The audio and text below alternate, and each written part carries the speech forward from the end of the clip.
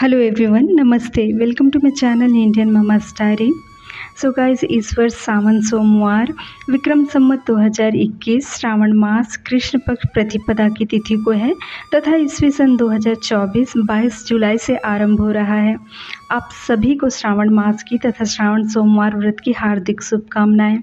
बोलो हर हर महादेव। माता पार्वती की जय, भगवान श्री भोलेनाथ की जय। जय महादेव। कथा सुनने से पूर्व अपने घर के मंदिर के सामने बैठ जाएं दोस्तों, या अपने पूजा के स्थान पर बैठ जाएं। कथा आरंभ करती हूँ। एक बहुत धनी साहूकार थे, किंतु पूर्व जन्म के कर्मों के कारण उसे एक भी संतान पुत्र नहीं था और इसकी उसे बहुत चिंता थी। किंतु वह भगवान शिव जी का अनन्य भक्त था। वह प्रतिदिन शिव जी की पूजा आराधना किया करता था और प्रति सोमवार को शिव जी का व्रत किया करता था। और उनके इस भक्ति भाव पर माता पार्वती जी की दृष्टि पड़ी। उन्होंने भगवान शिव जी से आग्रह किया, ये आपके अनन्य भक्त हैं, उनके दुख को, उनके कष्ट को दूर कीजिए प्रभु जी। अतः भगवान शिव साहूकार के स्वप्न में दिखाई दिए और उन्हें पुत्र का वरदान दिया और साथ में यह भी कहा कि पुत्र अल्पायु होगा और उसकी आयु मात्र 12 वर्ष की होगी। इससे उस साहूकार को ना ही अधिक प्रसन्नता हुई, ना ही दुख हुआ। पहले जैसे ही वह भगवान शिव जी की व्रत पूजा करता रहा। जब पुत्र 11 वर्ष का हो गया तो साहूकार ने अपने बालक के मामा को बुलाकर बालक को काशी पढ़ने को भेजा। साथ ही बालक के मामा को बहुत सा धन देकर कहा कि स्थान स्थान पर यज्ञ करते हुए और दान देते हुए जाना। अतः कहे अनुसार वह स्थान स्थान पर यज्ञ करते हुए और दान करते हुए आगे बढ़ने लगे। इस प्रकार वे एक नगर में पहुँचे जहाँ के राजा की पुत्री का विवाह था, किंतु वर पक्ष के राजा का लड़का काना था। अतः उस राजा को इस बात की बहुत चिंता थी कि जब राजकुमारी के माता पिता को यदि यह ज्ञात हो गया तो वे कदाचित विवाह से मना कर देंगे।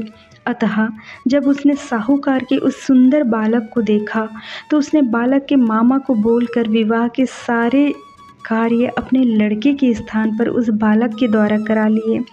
विवाह संपन्न हो गया, किंतु साहूकार का बालक बहुत ही निष्ठावान था।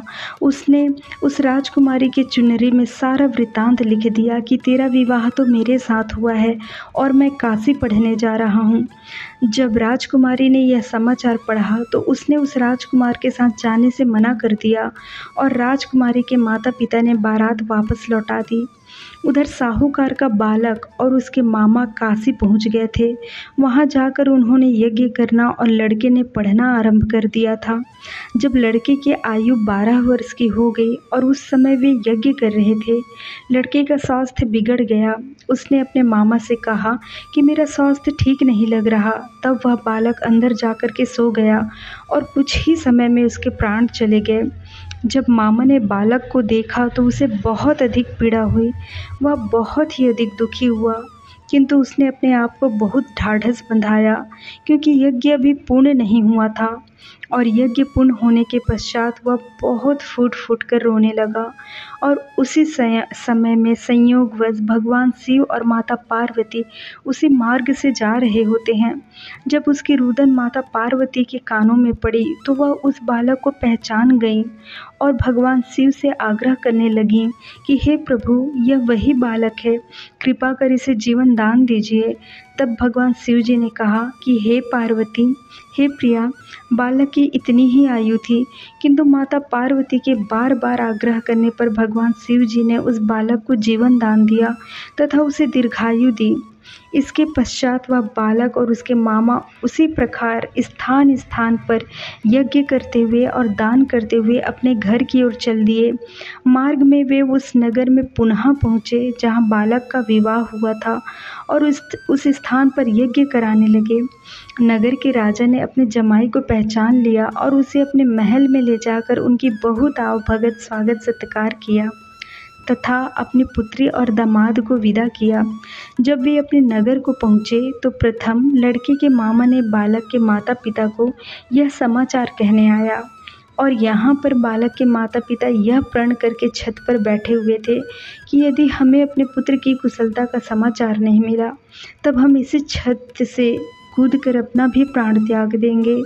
किंतु जब मामा ने उन्हें प्रतीति दिलाकर कहा कि पुत्र कुशल से है और अपनी वधू के साथ में आया है, कृपा कर उनका स्वागत में चलें, सुख प्रसन्नता से भरा यह समाचार पाकर माता पिता गदगद हो गए और सुखपूर्वक जीवन बिताने लगे। कथा कहते हुए किसी प्रकार की मुझसे त्रुटि हुई होगी तो मैं क्षमा चाहूँगी दोस्तों। अब भगवान शिव जी की, भोलेनाथ जी की आरती आरंभ करते हैं। हर हर महादेव। धन्यवाद। जय श्री कृष्णा।